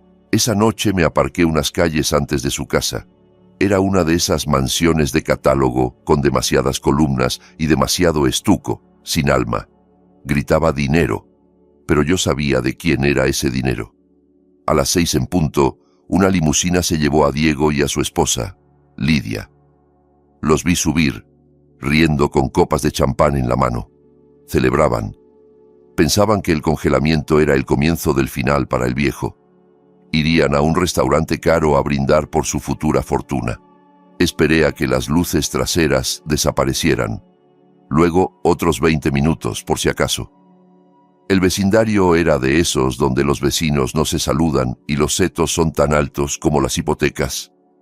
Metí la mano bajo el asiento y saqué mi cinturón de herramientas. No necesitaba ganzúas ni palanquetas. Soy constructor. Sé cómo se arma una casa y cómo se desarma. Y en concreto, sabía cómo se armó esa, porque yo fui el contratista. Conozco cada clavo, cada tornillo. Crucé por el portón lateral. Estaba cerrado con candado, pero el pestillo llevaba tiempo flojo. Se lo había dicho a Diego hacía 3 años, no lo arregló. Vagué hasta el patio trasero. Las luces de la alberca encendidas hacían brillar el agua turquesa. Parecía un catálogo. Me planté ante la puerta trasera. Madera maciza con cerradura de 3 puntos, impenetrable para un ladrón con palanca. Pero yo no era un ladrón. Era el instalador. Cuando monté esa puerta, usé bisagras de latón pesado con remates decorativos por fuera, porque Diego quiso que abriera hacia el exterior. Le dije que era un riesgo. Él dijo que yo era anticuado. Saqué un desarmador plano y un martillo. Coloqué el desarmador bajo la cabeza del pasador superior y di un golpe seco. El pasador subió. Lo saqué. Repetí con el del medio y el de abajo. Dejé las 3 varillas sobre el felpudo. Luego hice palanca con cuidado en el lado de la cerradura y levanté la hoja de la puerta de las bisagras. La sujeté antes de que rozara el estuco y la recargué en la pared. Estaba dentro. Sin cristales rotos, sin alarma. Los sensores estaban en el marco, no en la hoja. La casa olía a colonia cara y producto de limpieza. Me limpié las botas en la alfombra. Aún no quería dejar huella. Sabía exactamente a dónde ir. Su despacho en la planta alta, la habitación con mejor vista, la que dijo necesitar para sus inversiones. Subí la escalera. La alfombra era tan gruesa que tragaba los pasos. La puerta del despacho estaba abierta, soberbia. Entré y encendí la lámpara del escritorio. Era obsceno, paneles de cuero en las paredes, un escritorio digno de un director general, repisas repletas de libros con lomos sin desgastar. Fui directo al cuadro de cacería que colgaba tras la silla. Era horrible. Lo corrí a un lado. Ahí estaba. La caja fuerte empotrada, teclado electrónico. 4 dígitos. El único misterio. Miré el teclado. Diego es narcisista y perezoso. No usaría algo al azar. Probé su cumpleaños. Nada. El de Lidia. Nada. El aniversario de bodas. Nada. Miré alrededor. Todo aquello, cuero, escritorio, vista, existía gracias a una sola persona, Marta. Era lógico que Diego quisiera recordárselo cada vez que abría la caja. Tecleé la fecha de nacimiento de mi esposa, 0407. El foco se puso en verde. Un clic mecánico. Sentí náuseas. Había usado el cumpleaños de la mujer a la que robaba para proteger aquello que le robaba. Una broma privada. Abrí la puerta pesada. Adentro, los anaqueles llenos. En el fondo había fajos de billetes, paquetes gruesos de $100 con bandas del Banco Primera Nacional. Era el efectivo que Marta había sacado los últimos meses. Ni siquiera se había molestado en blanquearlo. Lo apilaba ahí como menudencias. En el estante del medio había pasaportes y libretas bancarias. Las abrí. Cuentas en las Islas Caimán, en Suiza. Saldos obscenos. Depósitos regulares durante décadas, que coincidían con los retiros del cuaderno de Marta. Había invertido el dinero robado. Lo había hecho crecer. Mientras su madre recortaba cupones, él capitalizaba sus sufrimientos. En el estante superior, un montón de papeles sujetos con una liga. El de arriba era una hoja de cuaderno amarillenta. En lápiz, alguien había practicado letras mayúsculas una y otra vez. Vi lo que hizo Diego. Lo vi. La letra al principio temblorosa, luego agresiva, igualita a la de la carta.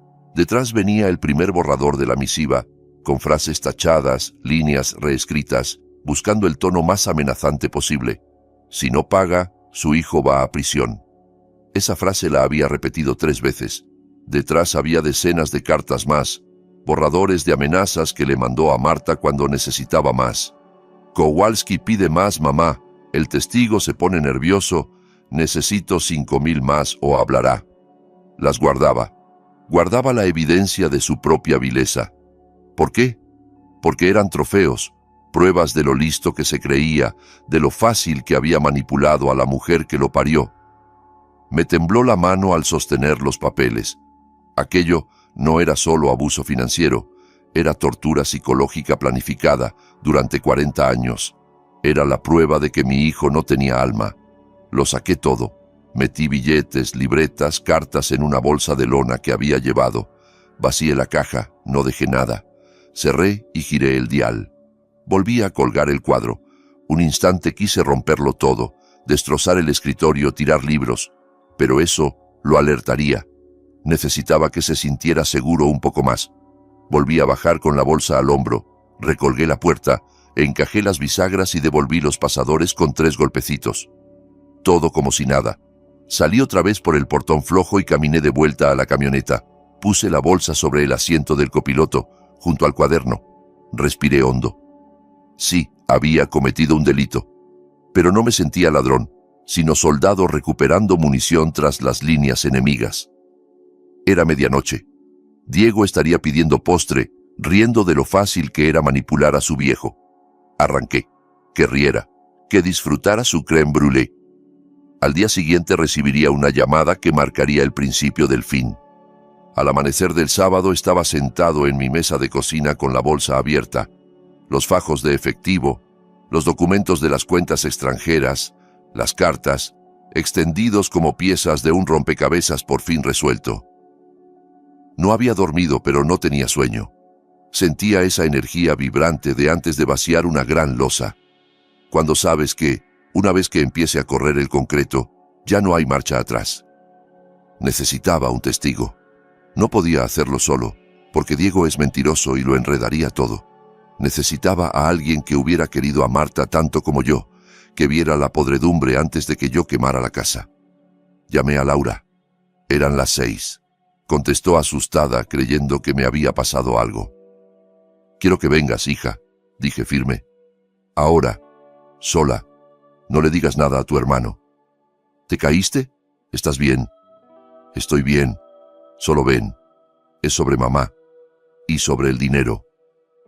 Llegó 20 minutos después, despeinada y en pants. Al entrar y ver el dinero y los papeles en la mesa de roble, se quedó clavada. «Papá», susurró. «¿Qué es esto? ¿Asaltaste un banco?» «No», respondí tranquilo. «Tu hermano sí. Siéntate». Le serví café. Le enseñé todo. El cuaderno azul, la foto del reloj de Diego bajo la lluvia, y lo peor, le puse delante las cartas.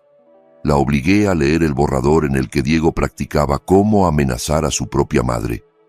Vi cómo el reconocimiento se convertía en horror y luego en lágrimas. La aterrorizó, lloró Laura. 40 años, papá. La hizo creer que iría a la cárcel. Le robó la paz. Le robó su vida, dije. Y nuestro futuro.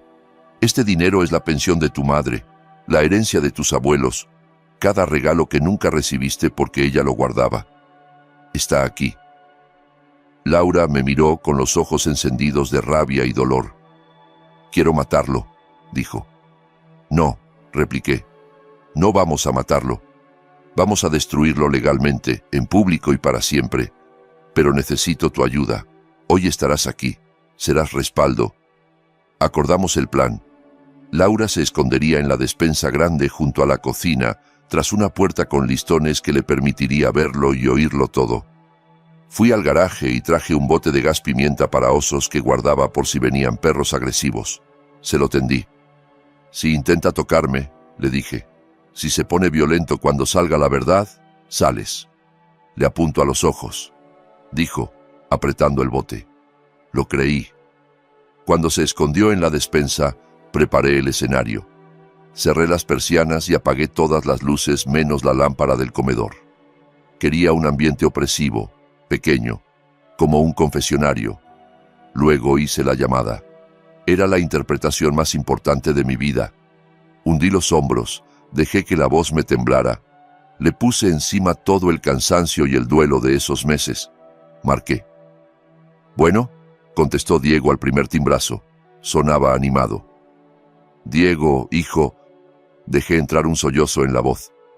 «No puedo más. No dormí anoche. La audiencia, los abogados, las peleas. Es demasiado. Soy un viejo, hijo. Estoy cansado». Silencio. Casi podía oír cómo sonreía. «Te lo dije, papá», respondió meloso. «No estás bien. Este estrés es malo para tu corazón. Tienes que soltar. Tienes razón, dije. La tienes en todo. Estoy confundido. Persigo fantasmas. Solo quiero que pare. Quiero descansar. Es todo lo que queremos para ti, papá. Que descanses. Que estés seguro. Quiero firmar los papeles, murmuré. La tutela, la administración. Lo que traigas. Tráelo y lo firmo todo. Solo prométeme que no me vas a meter a un asilo. Déjame quedarme en la casa. Hubo un pequeño jadeo de alegría que intentó tapar. Claro, papá, aseguró. Nunca quisimos mandarte a un asilo. Solo ayudarte con las cuentas. Voy esta noche. Llevo al licenciado Salgado para que todo quede bien. ¿Esta noche? A las 7, dije. No llegues tarde. Si lo pienso mucho, puedo arrepentirme. Allí estaremos, prometió. Descansa. Ya casi se acaba. Colgué. Mi mano no temblaba. Ya casi se acaba, repetí en voz baja. Pasé el resto del día preparando. Guardé el dinero y los documentos en la bolsa y la coloqué bajo la mesa, oculta por el mantel largo. Puse una única pluma estilográfica pesada en el centro de la mesa. Ningún papel, solo la pluma. Me senté en la cabecera en mi sillón y esperé. Las horas se estiraron. A las 6, Laura volvió y se metió en la despensa sin decir palabra. A las 6:58, los faros iluminaron la ventana. Se oyeron puertas, risas. Venían celebrando. Venían a arrebatarle a un viejo su dignidad y sus bienes, y se reían. Sonó el timbre. «¡Está abierta!», grité con voz cascada. Entró Diego primero con un traje azul impecable, el pelo relamido, como ejecutivo de anuncio. Detrás venía el licenciado Salgado, cargando un portafolios, con cara de estar allí solo por la minuta. En la mano de Diego, increíblemente, una botella de champán Dom Perignon. «Papá», tronó, entrando en el comedor medio a oscuras. «¿Por qué estás a oscuras? ¿Ahorrar luz?». Se rió de su propio chiste. Dejó la botella en el aparador. «La tomamos luego para celebrar. Licenciado, siéntese». El abogado colocó un taco grueso de papeles sobre la mesa, deslizándolos hasta mí. El ruido seco que hicieron sobre la madera fue el único sonido. El aire estaba denso, como antes de una tormenta. Miré los documentos. En la primera hoja se leía «Acuerdo voluntario de curaduría», una forma elegante de decir que entregaba mi vida, mi libertad y mi dignidad al hombre frente a mí. «Firme, papá», dijo Diego, con voz sedosa pero con un hilo de ansiedad. «Solo firme aquí y yo me encargo de todo. No tendrás que preocuparte por nada. Nosotros pagamos las facturas, cuidamos la casa, manejamos las cuentas. Solo tienes que confiar en mí». Lo miré. Sonreía, mostrando demasiado diente. Para él, yo no era su padre, el hombre que le enseñó a atarse los cordones, a lanzar una pelota. Era un obstáculo con fecha de caducidad. Tomé la pluma. Pesaba fría en la mano. La sostuve sobre la línea de firma. Levemente, la mano me temblaba, no de miedo, sino por contener la rabia. Diego se inclinó hacia adelante, hipnotizado por la punta del bolígrafo. El abogado miró el reloj, pensando en la cena. Bajé la pluma hasta que la punta tocó el papel y dejó una gotita de tinta. Me detuve. Levanté la vista. «Sabes, hijo», dije con voz suave, «pasé 40 años haciendo cimientos y aprendí que cuando construyes sobre una mentira, tarde o temprano la casa entera se viene abajo». Diego frunció el ceño. «¿Qué dices, papá?» «Firme ya». Moví la mano, pero en vez de firmar, llevé los dedos al borde inferior de la mesa, donde horas antes había fijado con cinta una pequeña grabadora. La despegué y la dejé encima de los papeles. «¿Qué es eso?», preguntó Diego, perdiendo la sonrisa. Pulsé play. La sala se llenó de estática y luego se oyó una voz áspera como grava, la de Esteban Kowalski. «Vino a mi caseta la noche del accidente», decía.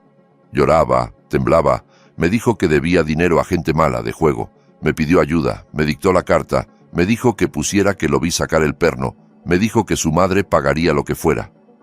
Diego se puso pálido. Miró la grabadora como si fuera una bomba. «Ella era blanda», continuaba la voz. «Dijo que pagaría para salvarlo. Él cobraba cada semana. Me usó a mí de monstruo. Pero fue él. Siempre fue él.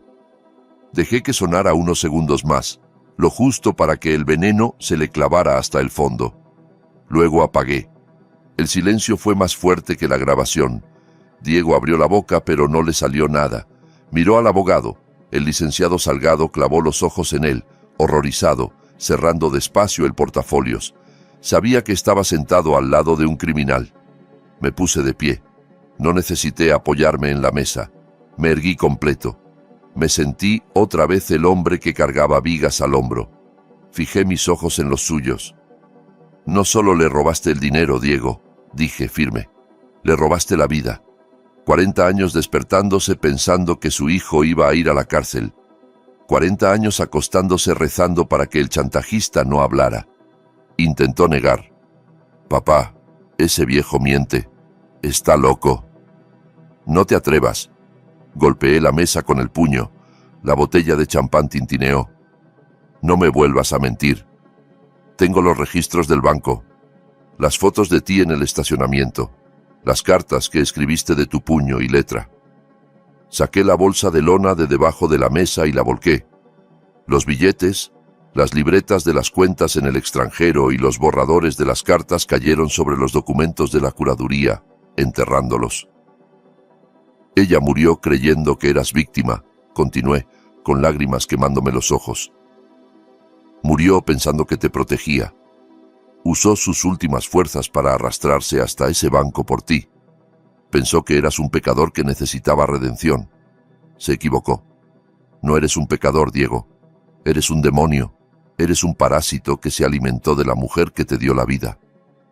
Diego miró el montón de pruebas. Entendió que el juego se había acabado. Su shock se transformó en algo torcido, pura desesperación. Sus ojos volaron a las cartas manuscritas, el arma homicida. Se lanzó sobre la mesa. Todo fue rápido. Los platos se deslizaron, el champán rodó y se estrelló en el suelo. No venía hacia mí, sino hacia los papeles. Quería destruirlos, tragárselos si hacía falta. «¡Dámelos!», chilló. «¡Son míos!». Agarró un puñado de hojas, desgarrando algunas. Se movía como animal acorralado, pero no llegó lejos. La puerta de la despensa se abrió de golpe. Laura salió. Había estado oyéndolo todo. La cara bañada en lágrimas, pero la mirada dura. Sostenía el spray para osos con ambas manos apuntándole a la cara. «¡Aléjate de él!», gritó. «¡Aléjate de papá!». Diego se quedó congelado, el papel a medio rasgar. La vio. «¿Tú estabas ahí?», tartamudeó. «Lo escuché todo, Diego», dijo ella, avanzando. «Cada palabra. Sé lo que le hiciste a mamá». Él miraba de un lado a otro. Estaba rodeado. El abogado se había retirado hasta la puerta con una mano en el picaporte, listo para huir. «Estás enfermo», escupió Laura, «y lo vas a pagar». Diego dejó caer los papeles.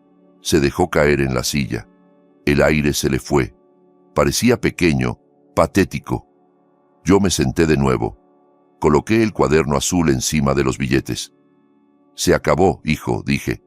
«El banco está cerrado y la policía viene de camino». El silencio volvió a apoderarse de la casa, interrumpido solo por la respiración agitada de Diego. Laura seguía con el spray en posición, sin apartarse del montón de pruebas. El licenciado Salgado, pegado a la puerta, no sabía si quedarse o salir corriendo. Yo miré hacia el pasillo. «Ya pueden salir», dije en voz alta. La puerta del dormitorio principal se abrió. No era un fantasma quien salió, sino el sheriff Ramírez, seguido de mi abogado, el licenciado Herrera. Llevaban 1 hora allí, sentados en la oscuridad, escuchándolo todo por el micrófono que había escondido. Diego levantó la cabeza.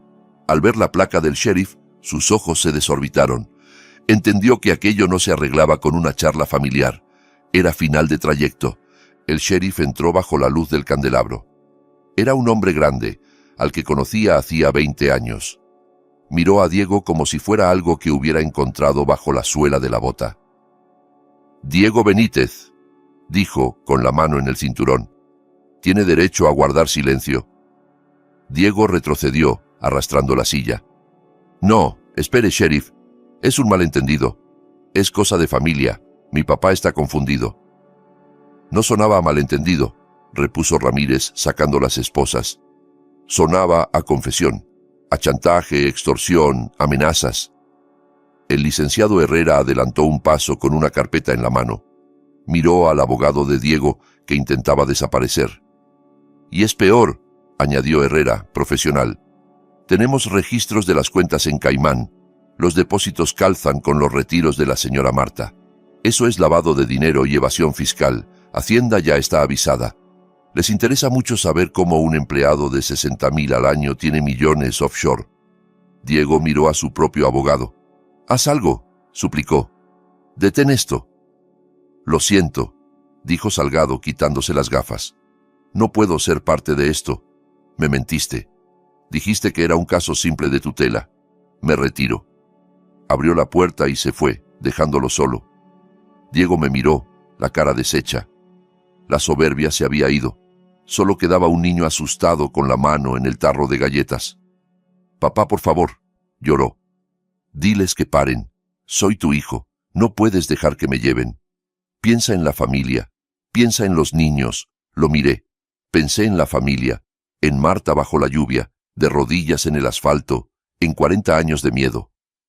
«Dejaste de ser mi hijo el día que escribiste esa carta», respondí. El sheriff le dio la vuelta y le puso las esposas. El clic metálico sonó definitivo. Lo llevaron hacia la puerta. Laura lo siguió con la mirada, llorando, pero sin apartarse. Era fuerte, como su madre. «Espera», dije. El sheriff se detuvo. Fui al aparador y saqué el talonario de cheques.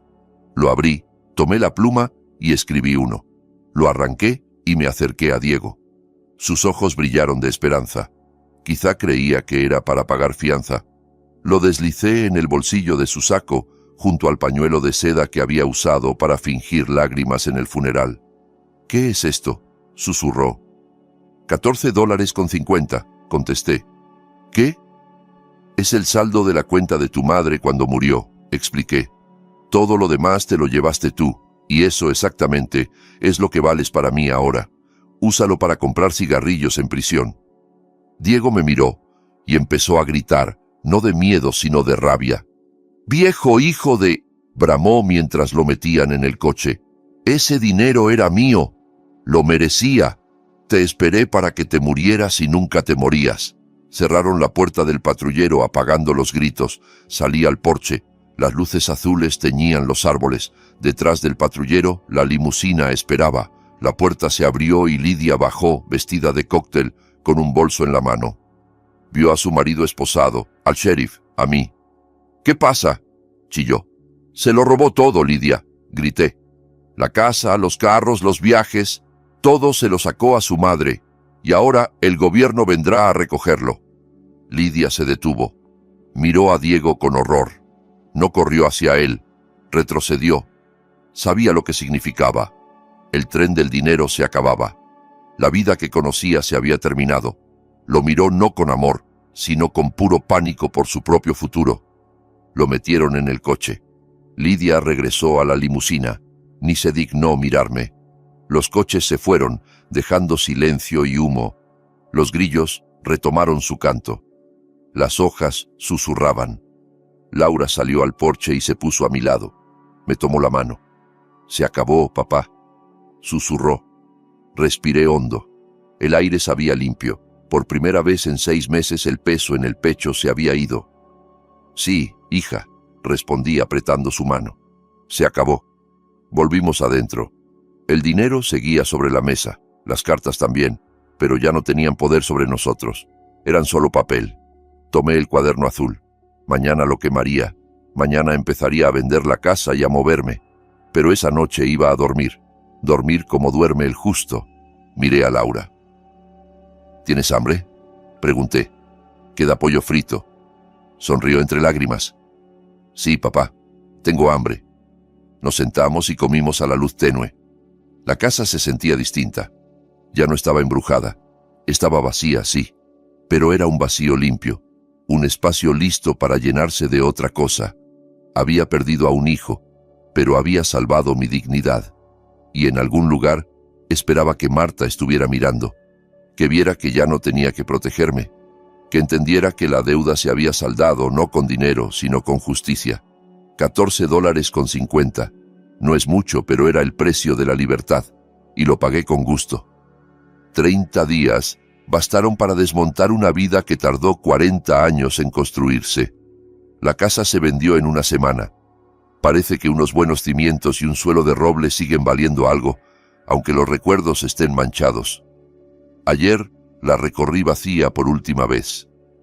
El eco de mis botas ya no sonaba triste, sonaba limpio. No sentí fantasmas tirándome de los tobillos. Solo vi paredes que necesitan pintura y un techo que mantendrá a salvo a la pareja joven que la compró. Dejé las llaves sobre la encimera, junto a una botella de vino. Ojalá llenen ese lugar con mejores recuerdos. Ojalá críen hijos que sepan el valor de la verdad. Me reuní con Laura en la entrada. Ella también se veía distinta, más ligera. La sombra de su hermano había desaparecido. Diego seguía en la cárcel del condado, sin fianza, considerado riesgo de fuga por sus cuentas en el extranjero. Su esposa había pedido el divorcio y se había llevado a los niños con su madre a Florida. Su imperio de mentiras se derrumbó, como yo le dije que pasaría. Le di a Laura un sobre grueso. Dentro, los documentos de un fideicomiso. Tomé la mitad del dinero recuperado y lo puse a nombre de ella y de sus hijos. Sus estudios estaban pagados, sus primeras casas también. Laura lloró al ver las cifras. Intentó devolvérmelo, diciendo que no quería nada manchado. No está manchado, le dije. Es el legado de tu madre. Es lo único bueno de todo esto. Úsalo para darle a esos niños la vida que ella soñó. Enséñales que no hace falta mentir ni robar para ser felices. Me abrazó con fuerza. Preguntó dónde iba a dormir, si quería quedarme en su casa. Le dije que no, que tenía otros planes, que debía cumplir una promesa. Conduje hasta el cementerio Colinas del Roble. Hacía un día hermoso. El cielo azul dolía en los ojos. El barro del funeral había desaparecido. La hierba era verde, salpicada de flores silvestres. Se respiraba paz. Caminar hasta la tumba de Marta me llevó menos tiempo del que esperaba. La lápida ya estaba puesta. Marta Benítez, esposa y madre amada. Me quedé allí de pie, escuchando el viento entre los árboles. Pensé en la muchacha de ojos brillantes que había prometido quererme en la riqueza y en la pobreza. Cumplió. Me quiso tanto que sacrificó su paz.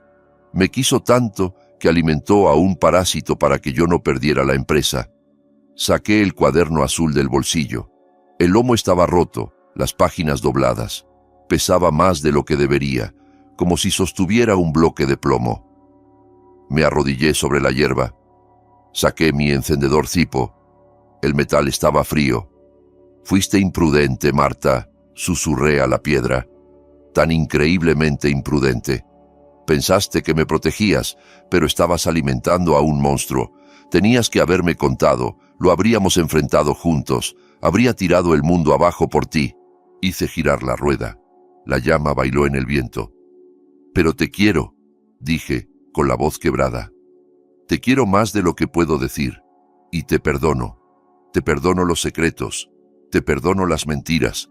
Hiciste lo que creíste necesario. Eres una madre protegiendo a su cría, aunque la cría fuera un lobo. Acerqué el fuego a la esquina del cuaderno. El cartón ardió rápido. El azul se volvió negro. Las fechas se curvaron. Vi desaparecer 1984, 1990, 2010. Las cifras de 1000 en 1000. Los registros de 4 décadas de extorsión convertidos en ceniza gris que el viento se llevó. He limpiado el desastre, Marta, dije, mientras el último resto se deshacía. Saqué la basura. Diego no puede hacernos daño ya. No puede dañar a nadie. Puedes descansar. No te preocupes por la policía ni por los vecinos. Está hecho. Me limpié las rodillas. Me sentía ligero, como si la gravedad se hubiera aflojado. Descansa en paz, mi amor. Susurré. Nos vemos más adelante. Me volví sin mirar atrás. Allí solo quedaban una piedra y un recuerdo. El resto de mi vida me esperaba en el estacionamiento. Junto a mi vieja camioneta había un monstruo hermoso, una autocaravana diésel de 12 metros, blanco, reluciente, con cromados. Cama king, cocina completa, un parabrisas inmenso envolviendo el frente como unas gafas de sol. Hacía 30 años que hablábamos de una casa rodante. Íbamos a ver el Gran Cañón, Yellowstone, meter los pies en el Pacífico. Siempre había algo que lo impedía. Facturas, obras, dramas de Diego. Ya no quedaba ningún impedimento. Pasé mi bolsa de viaje del camión a la autocaravana. Guardé mi caja de herramientas en el compartimento lateral. Puse una foto enmarcada de Marta en el tablero, junto al GPS. Subí a la butaca del conductor. Estaba alta, acolchada. Giré la llave. El motor arrancó con un rugido profundo que hizo vibrar todo. Sonó a libertad. Revisé espejos, indicadores, tanque lleno, agua llena, la nevera con comida decente. Tenía 80 años, no tenía casa, no tenía esposa. Tenía una hija a la que dejaba atrás y otro al que no quería volver a ver.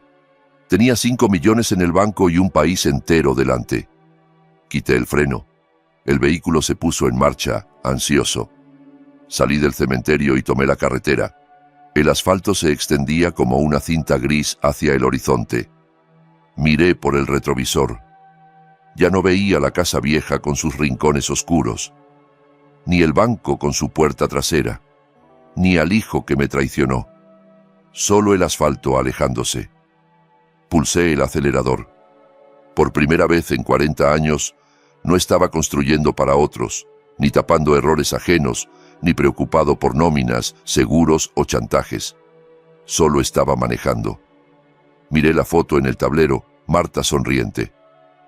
«Nos vamos al mar, Marta», dije, como prometimos.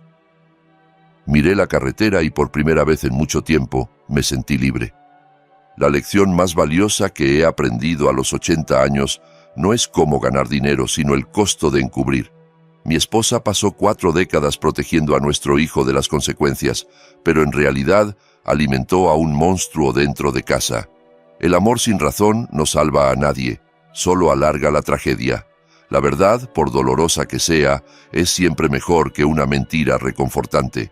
No dejes que la palabra familia te obligue a aceptar el abuso. A veces el acto de amor más valiente es dejar que quienes quieres se enfrenten a la ley y a su propia conciencia. Si el viaje de este viejo buscando justicia te ha tocado, dale like para que sepa que no estoy solo. Suscríbete al canal para acompañarme en las próximas rutas hacia la libertad. ¿Alguna vez descubriste un secreto devastador sobre alguien a quien querías? Cuéntame tu historia aquí abajo.